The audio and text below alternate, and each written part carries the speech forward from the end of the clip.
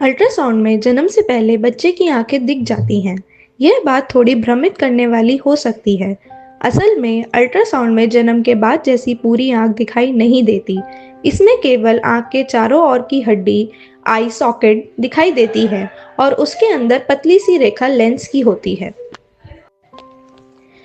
अक्सर गर्भ में बच्चे की आंखों की गड़बड़ियां पकड़ में नहीं आती। इसके कई कारण हैं, जैसे आंखों की समस्या बहुत छोटी होती है, अल्ट्रासाउंड में उनका रंग अंतर कंट्रास्ट कम होता है, आसपास की संरचनाओं का आकार नहीं बदलता, आंखों को देखने के लिए सही अल्ट्रासाउंड एंगल मिलना मुश्किल होता है।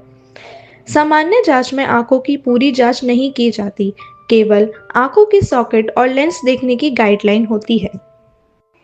अगर बच्चे की आंखें छोटी हों या दोनों आंखों के आकार में फर्क हो, तो जन्म के बाद ये आसानी से दिख जाती हैं, लेकिन गर्भ में यह फर्क बहुत कम होता है, इसलिए पहचानना मुश्किल होता है। इसी कारण आज की तारीख में अधिकतर आंखों की समस्याएं अल्ट्रासाउंड से जन्म से पहले नहीं पकड़ी जाती। कुछ बीमारियां गर्भ अवस्था के बाद के महीनों में विकसित होती हैं, इसलिए पहले किए गए अल्ट्रासाउंड बिल्कुल सामान्य हो सकते हैं। उदाहरण के लिए माँ को कोई इन्फेक्शन हो सकता है जो बाद में बच्चे तक पहुंच जाए और उसकी आंखों को नुकसान पहुंचा दे।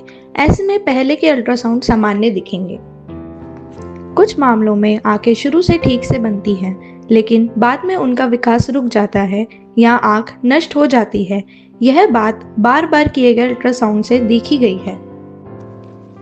अगर आंख शुरू से ही ना बने, प्राइमरी एनोफ्थेल्मिया। अगर आंख बने लेकिन पूरी तरह विकसित ना हो, सेकेंडरी एनोफ्थेल्मिया। अगर आंख बने और बाद में नष्ट हो जाए, डीजेनरेटिव या कॉन्सेक्यूटिव एनोफ्थेल्मिया। ऐसा आमतौर पर जेनेटिक कारणों, इन्फेक्शन या आंखों में खून की सप्लाई रुकने से हो सकता है।